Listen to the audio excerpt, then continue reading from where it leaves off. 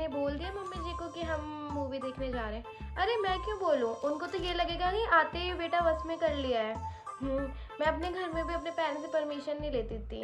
अच्छा, मैं बाद में बात करती हूँ। Come what is your name? My name is Diksha. I read in third class. Find detective. You like chocolate? Yes. आप बहुत सुंदर हो। Oh thank you. मैं आपकी शादी में नहीं आ पाई। उस दिन मम्मी पापा की लड़ाई हो रही थी इसलिए। ओह, आपके पास नेल पेंट है? आपकी बहू घर में बन ठन के बड़ा रहती है। वो आंटी आज ना मूवी देखने जा रही है।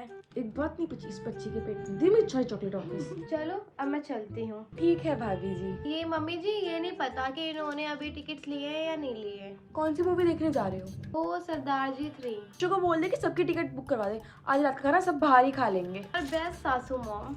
सब्सक्राइब करें।